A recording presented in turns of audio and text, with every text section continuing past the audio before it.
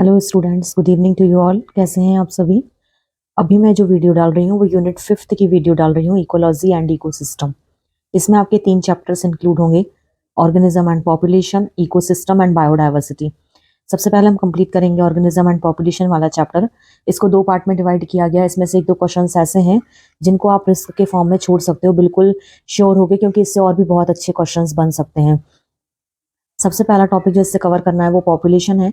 Population के बारे में आपने चैप्टर 4 में भी पढ़ा होगा कि पॉपुलेशन के बढ़ने के कारण क्या है, एक्सप्लॉइजन के, फिर उसे कैसे रोका जा सकता है, ये सब कुछ यहाँ आपको पढ़ना है कि पॉपुलेशन में स्पेसिफिक क्या होता है।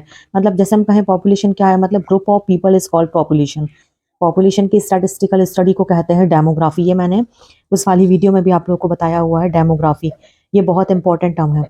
अब इसके बाद में आता है कि पॉपुलेशन की मैंने एक डेफिनेशन लिखी हुई है, generally group of individuals of particular species occupying a particular area at a specific time। मतलब किसी स्पेसिफिक समय के लिए जहाँ पे कोई पर्टिकुलर स्पीशीज लाइव रह रही है या फिर अपना लाइफ को सर्वाइव कर रही है, वो क्या कहलाती है, पॉपुलेशन। अब आपको जो इस वाले टॉपिक से पॉपुलेशन को कवर करना है वो आपको पॉपुलेशन की कुछ कैरेक्टरिस्टिक्स कवर करने हैं। मोस्ट प्रोबेबली यहाँ से ये क्वेश्चन हमेशा आता है कि explain the characteristics of population. तो सबसे पहले बात करें नैटेलिटी एंड मोर्टेलिटी की। नैटेलिटी मतलब होता है बर्थ रेट। बर्थ रेट मतलब होता है एक कंप्लीट पॉपुलेशन में, जैसे हम बात करें कंप्लीट पॉपुलेशन में कितने चाइल्ड, कितने जो न्यूबॉर्न बेबी का बर्थ हो रहा है, वो कहलाएगी नैटेलिटी या बर्थ रेट। वो दूसरा है मोर्टेलिटी। इसे याद रखने के लिए एम से मोर्टेलिटी, एम से मृत्यु। तो मोर्टेलिटी के लिए मतलब उतनी पर्टिकुलर एरिया या पर्टिकुलर पॉपुलेशन में कितने पीपल की डेथ हो रही है, वो कहलाएगी पॉपुलेशन की मोर्टेलिटी। अब इन दोनों का जो रेशियो होगा ना, बर्थ रेट का और डेथ रेट का, इसे डेथ रेट भी कहते हैं। डेथ रेट, तो बर्थ रेट और डेथ रेट का जो भी रेशियो होगा उससे निकाला जाता है पॉपुलेशन डेंसिटी, जनसंख्या घनत्व। घनत्व मतलब दोनों का अनुपात, जो रेशियो होगा उसको निकाल करके हम कह सकते हैं कि पॉपुलेशन में, यदि जैसे मान लो 2020 में कोरोना आया हुआ था, तो कोरोना के समय पे बहुत ज़्यादा मृत्यु हुई, मोर्टेलिटी रेट बहुत ज़्यादा बढ़ गई, तो उससे जनसंख्या जो पॉपुलेशन थी वो इफेक्टिव हुई।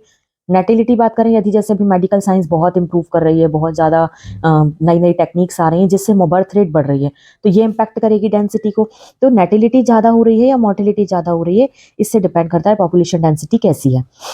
इसके बाद एक और आता है एज डिस्ट्रीब्यूशन का। इसका मतलब होता है कि एज डिस्ट्रीब्यूशन में यदि हम बात करें, अब जैसे अगर हम यही पर्टिकुलर उसकी बात कर रहे हैं, तो इसमें कितने टाइप के एज ग्रुप हैं। एज ग्रुप है मतलब कि एक यंगस्टर का कितना है, ओल्ड पर्सन का कितना है, चाइल्डहुड कितने हैं, उसके बाद में बिल्कुल न्यूबॉर्न कितने हैं, तो ये डिफरेंट टाइप के एज ग्रुप हैं।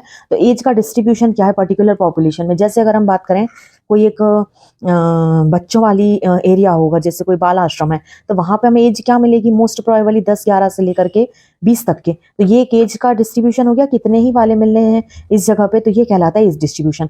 अब बात करें पॉपुलेशन डिस्पर्सल। ये पॉपुलेशन डिस्पर्सल जो है वो ग्रुप पॉपुलेशन डेंसिटी जैसा ही है। मतलब इसमें इमिग्रेशन, इमाइग्रेशन और माइग्रेशन, 3 चीजों से मिलकर के पॉपुलेशन डिस्पर्सल एक वर्ड जो है बना हुआ है। माइग्रेशन मतलब होता है एक जगह से दूसरी जगह पर मूव कर जाना, कंप्लीटली मूव कर जाना, ये कहलाता है माइग्रेशन। जैसे कोई स्टूडेंट एक यूनिवर्सिटी में पढ़ाई कर रहा है, तो अगर वो एक यूनिवर्सिटी से दूसरे में एडमिशन लेना चाह रहा है, तो वो इस यूनिवर्सिटी से अपना माइग्रेशन सर्टिफिकेट बनवाएगा। तो यहाँ से वो माइग्रेट करके यहाँ पर जा रहा है, तो ये तो हो गया माइग्रेशन। अब इमिग्रेशन और इमाइग्रेशन क्या होता है। आई से इमिग्रेशन, आई मतलब इन, और ई से इमाइग्रेशन मतलब एग्जिट। पॉपुलेशन में जो भी इंडिविजुअल्स आ रहे हैं, जिससे पॉपुलेशन डेंसिटी यदि बढ़ रही है, तो वो कहलाएगा इमिग्रेशन। पॉपुलेशन से कोई भी इंडिविजुअल्स यदि जा रहे हैं, तो पॉपुलेशन की डेंसिटी कम होगी, तो ये कहलाता है इमिग्रेशन और इमाइग्रेशन। और माइग्रेशन मतलब जाना, तो ये पॉपुलेशन डिस्पर्सल कहलाता है। मतलब अल्टीमेटली पॉपुलेशन डेंसिटी को क्या इफेक्ट हो रहा है, इमिग्रेशन और इमाइग्रेशन से। आप इसे मोर्टेलिटी और नेटिलिटी के अकॉर्डिंग भी समझ सकते हो। अब आता है ग्रोथ पैटर्न। ये थोड़ा सा इंपॉर्टेंट है, इसका कभी कभी डायरेक्ट क्वेश्चन आ जाता है कि ग्रोथ पैटर्न मतलब क्या। तो पॉपुलेशन जो है वो किस पैटर्न में ग्रो कर रही है, वो कहलाता है ग्रोथ पैटर्न। जैसे कोई कोई पॉपुलेशन होती है इंसेक्ट वगैरह की कहें, माउस की कहें, तो ये पॉपुलेशन जो है वो, जैसे ये ग्राफ यदि हम ड्रॉ करें, तो पॉपुलेशन सडनली बहुत तेजी से बढ़ती है और फिर इनका ग्राफ नीचे की तरफ गिर जाता है।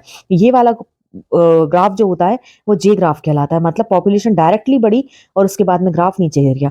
पर एस में क्या होता है, जैसे ह्यूमन बीइंग की पॉपुलेशन का ग्राफ अगर हम देखें तो धीरे धीरे करेगी, पॉपुलेशन बढ़ेगी, फिर उसके बाद में एक फेज होगा जिसपे थोड़ी सी स्टेबल होगी, फिर इसके बाद में यहाँ लंबे समय तक स्टेबल होगी, फिर ग्राफ नीचे गिरता है, तो ये वाला ग्राफ एस ग्राफ कहलाता है। इस तरह से ये वाला आप क्वेश्चन बहुत अच्छे से तैयार करके जाएं, और यदि समझ में नहीं आता है तो आप मुझे कमेंट बॉक्स में मैसेज कर सकते हैं।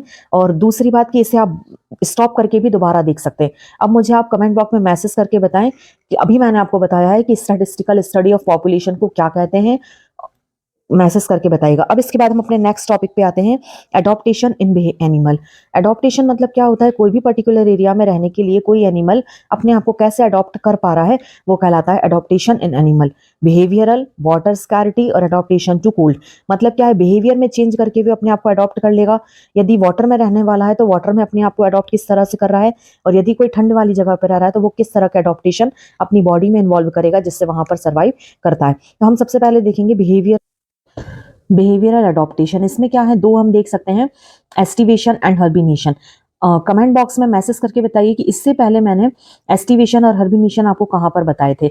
एस्टिवेशन मतलब होता है समर, मतलब समर में अगर कोई ऑर्गेनिज्म है ऐसा जो समर में अपने आप को प्रिकॉशन करना चाह रहा है, अपने आप को बचा करके रखना चाह रहा है गर्मी से, तो उसकी वो अडॉप्टेशन कहलाएगी एस्टिवेशन। और हर्बिनेशन मतलब होगा कि कोई ऑर्गेनिज्म यदि ठंड के समय में खुद को बचा करके रखना चाहता है तो वो अडॉप्टेशन हर्बिनेशन। जैसे आप एग्जाम्पल के लिए समझ सकते हो कि जैसे समर के टाइम पर फ्रॉग वगैरह जो होते हैं, तो फ्रॉग बहुत मेटाबॉलिक एक्टिविटी कम हो जाती है उनकी, खाना पीना वो छोड़ देते हैं, तो वो समर के समय में अपने आप को बिल बना करके जमीन में रहने के लिए चले जाते हैं, तो वो उनका एस्टिवेशन कहलाया। अगर छिपकलियों की बात करें तो वो ठंड के समय में उनकी मेटाबॉलिक एक्टिविटी जो होती है बिल्कुल डाउन हो जाती है, तो 4 महीनों के लिए छिपकलियां बिल्कुल भी दिखाई नहीं देती, मतलब रेप्टाइल्स में चाहे स्नेक की बात करें, लिजार्ड की बात करें, तो क्रोकोडाइल की बात करें, ये सब अपने आप को बचाने के लिए तो विंटर स्लीप पर चले जाते हैं। अब बात करें कैमोफ्लॉग और मिमिक्री। मिमिक्री और कैमोफ्लॉग दोनों ही बहुत इंपॉर्टेंट हैं, आप देख सकते हैं।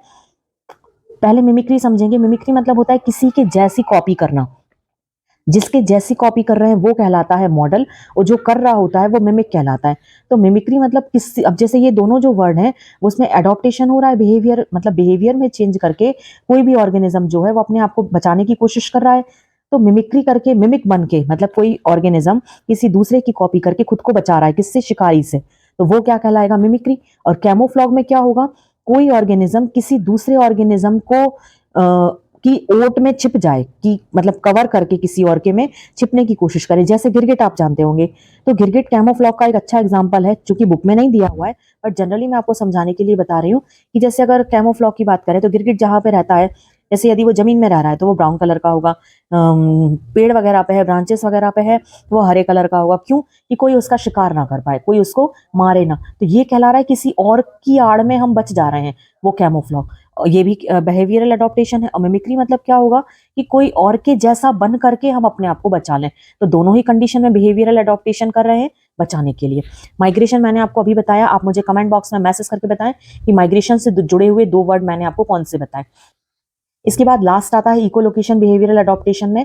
तो इसमें क्या होता है कि जैसे बैट वगैरह है, ईगल है, ये क्या करते हैं, बहुत लंबा लंबा रन करने के लिए, अब जैसे मान लो अंधेरे के समय, रात के समय यदि अपने आप को मतलब लंबी दूरी तय कर रहे हैं या उड़ रहे हैं, इनको रात में कोई लाइट तो शो होगी नहीं, तो ये क्या करते हैं कि वेवलेंथ के अकॉर्डिंग, मतलब तरंगों के हेल्प से, एक कह सकते हैं सिक्स सेंस की हेल्प से अपने आप की कोशिश करते हैं, अपना रास्ता खुद खोजते हैं। तो ये क्या कहलाता है, इकोलोकेशन, मतलब तरंग दैर्ध्य के माध्यम से, वेवलेंथ की हेल्प से अपने आप को लंबी दूरी तक तय करने के लिए एक अडॉप्ट कर लेना, तो वो कहलाता है इकोलोकेशन। इस तरह से टोटल 1 2 3 4 5 और 6, ये 6 एग्जाम्पल किसके हो गए, बिहेवियरल अडॉप्टेशन के। अब इसके बाद में आता है कि अडॉप्टेशन टू वाटर स्कैरिटी। जैसे कैमल, कैमल कहाँ है, होता है रेगिस्तान में, डेजर्ट का जो किंग कहलाता है, कहना चाहिए, जैसे कहा जाता है ship of the desert is called camel, क्योंकि ये बहुत लंबे समय तक केवल एक कैमल ही है जो रेगिस्तान में अपने आप को सरवाइव कर पाता है। क्यों? क्योंकि इसकी बॉडी पर ऐसा एक एडॉप्टेशन पाया जाता है जिसके कारण ये बहुत लंबे समय तक बिना पानी के भी रह सकता है, पानी को स्टोर करके रखता है अपने अंदर, तो ये वाटर से अपने आप को अडॉप्ट करके रख रहा है, क्योंकि इसका जो स्टूल वगैरह होता है और यूरिन भी होती है तो वो बिल्कुल ड्राई होती है, जिस कारण से वाटर बिल्कुल भी बॉडी से बाहर नहीं जाता है। अब एडॉप्टेशन टू कोल्ड वगैरह में जैसे हम बात करें, रेंडियर बियर होता है, रेंडियर बियर हो गया, इसके बाद में रेड पांडा हो गया, याक हो गया, ये सब कैसे ऑर्गेनिज्म है या इंडिविजुअल्स हैं जो ठंडी जगह पे पाए जाते हैं। तो ठंडी जगह पे रहने के लिए इनकी बॉडी पर छोटे छोटे से फर जैसे स्ट्रक्चर होते हैं, रोम जैसे बाल देखते हैं आप लंबे लंबे, तो वो अपने आप को बचाने के लिए वहां पर अडोप्टेशन के लिए लंबे बाल पाए जाते हैं। अब इसके ही जैसा एक वाटर स्कैरिटी का एग्जाम्पल और है ब्लू व्हेल वगैरह, कि ब्लू व्हेल ठंड के समय में पानी में कैसे रहती है, तो उनकी बॉडी पे एक ब्लवर, ये क्वेश्चन नीट में एक बार आ चुका है, ब्लवर नाम का एक आउटर सरफेस होता है जो बहुत ही मोटी फेटी लेयर होती है, जिस कारण भी वो अपने आप को वाटर से बचा सकते हैं। इस तरह से आपने देखा कि मैंने आपको बिहेवियरल अडॉप्टेशन, वाटर स्कैरिटी और adaptation to interaction, adaptation to cold बता दिया। अब इसके बाद में जो मोस्ट इंपॉर्टेंट टॉपिक इस चैप्टर का आता है वो है इंटरेक्शन, पॉपुलेशन इंटरेक्शन। अब पॉपुलेशन इंटरेक्शन में आप दो टाइप के इंटरेक्शन पढ़ेंगे, पॉजिटिव इंटरेक्शन और नेगेटिव इंटरेक्शन। पहले हम पॉजिटिव इंटरेक्शन देखेंगे। पॉजिटिव इंटरेक्शन में तीन आएंगे, कमेंसलिज्म, प्रोटोकॉर्पोरेशन और म्यूचुअलिज्म। कमेंसलिज्म मतलब क्या होता है, ये जितने भी पढ़ेंगे, पॉजिटिव में हम टोटल 3 पढ़ेंगे और नेगेटिव में 4 इसके एग्जाम्पल पढ़ेंगे। तो जितने भी हम यहाँ पढ़ेंगे वो सारे के सारे 2 स्पीशीज पर बेस्ड होंगे। मतलब क्या होगा कि एक स्पीशीज को या तो फायदा होगा या एक को नुकसान होगा, पहली कंडीशन। दूसरी में या तो दोनों को ही फायदा होगा या दोनों को ही नुकसान होगा। तीसरी कंडीशन में या तो एक को फायदा होगा, दूसरे को कोई इफेक्ट नहीं होगा, या एक को इफेक्ट नहीं होगा, दूसरे को फायदा होगा। ये पॉजिटिव इंटरेक्शन के हैं। पर नेगेटिव में क्या होगा, यदि एक को फायदा हो रहा है तो दूसरे को भी फायदा नहीं होना चाहिए, दूसरे को फायदा होना ही नहीं चाहिए। पहली ये कोशिश करेगी कि दूसरे को फायदा ना हो। यदि एक को नुकसान हो रहा है, यदि एक को नुकसान हो रहा है तो दूसरे को भी नुकसान होना चाहिए, ऐसा ये पहली वाली कोशिश करेगी। ऐसे में जनरल एग्जांपल्स के थ्रू समझाऊंगी तो आपको इजीली समझ में आएगा। सबसे पहले बात करें कमेंसलिज्म की। यहाँ पर हमने देखा था कमेंसलिज्म मतलब क्या होगा कि एक को फायदा होगा, बेनिफिशियल, और दूसरे को कोई भी प्रकार का इफेक्ट नहीं पड़ने वाला है। मतलब क्या है कि दोनों में से अगर एक को फायदा है तो जरूरी नहीं है दूसरे को फायदा हो, और फायदा नहीं है तो नुकसान भी नहीं है। कॉरपोरेशन में क्या होगा कि दोनों को ही फायदा होगा। मतलब एक ये ऑर्गेनिज्म है, एक ये ऑर्गेनिज्म है, तो दोनों को ही फायदा होगा।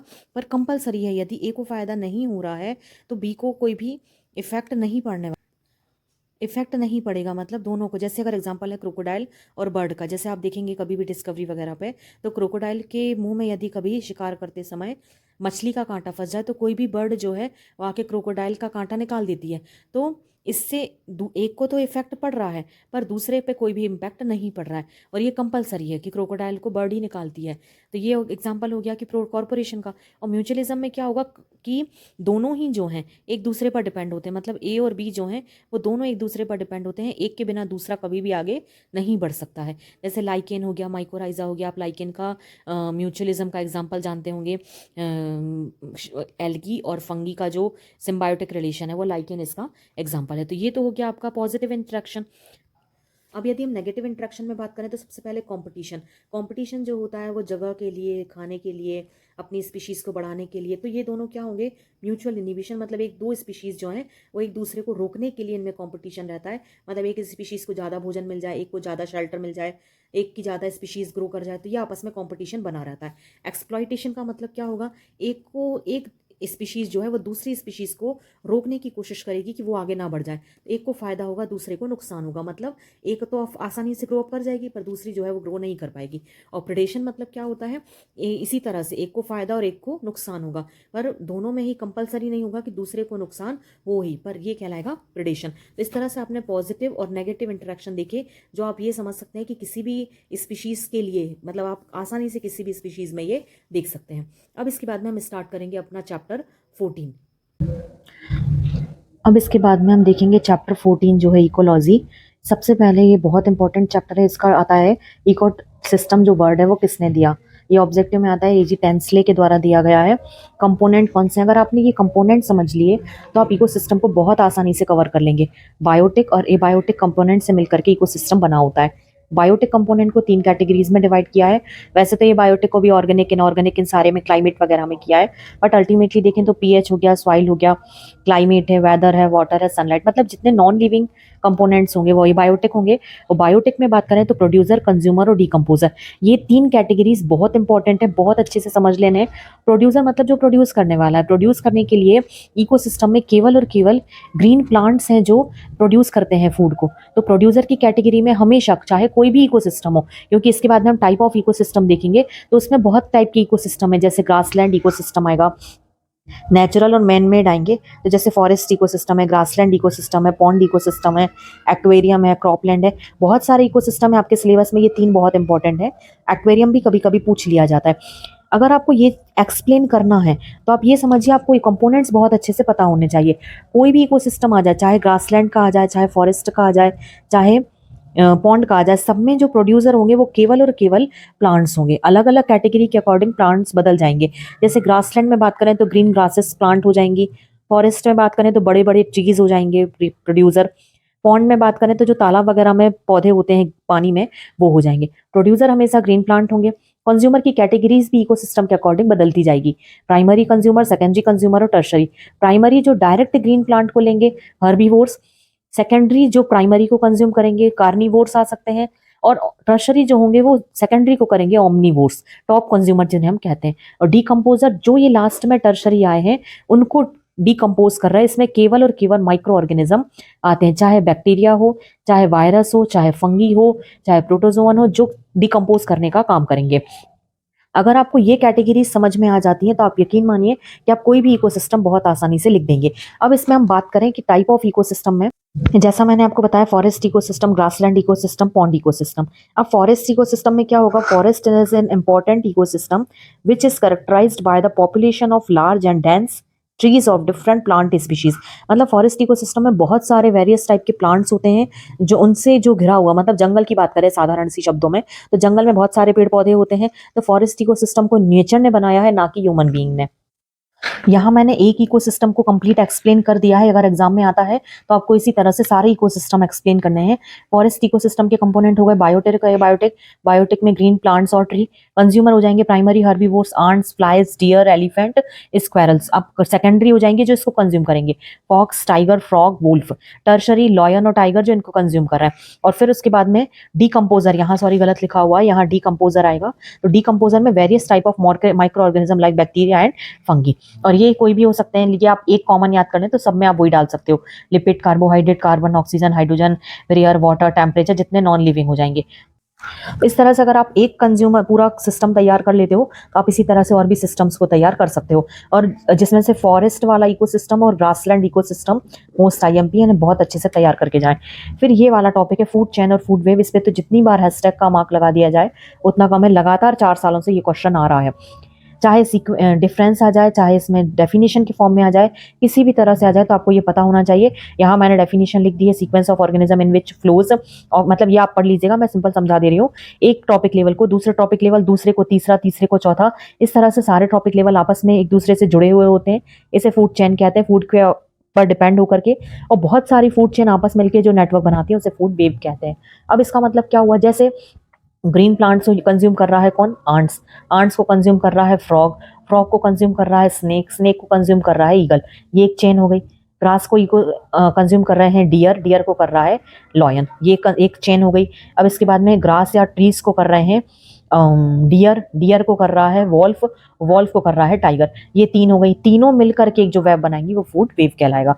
इस तरह से आप फूड चेन और फूड वेव में डिफरेंस तैयार कर सकते हैं। अब नेक्स्ट टॉपिक पर आ जाएं, इकोलॉजिकल पिरामिड। अब आप ये बहुत अच्छे से तैयार कर लें, बुक में पूरा डिस्क्राइब फॉर्म में लिखा हुआ है। मैंने बिल्कुल ज़्यादा लिख करके आपको और ज़्यादा परेशानी में नहीं डाला है।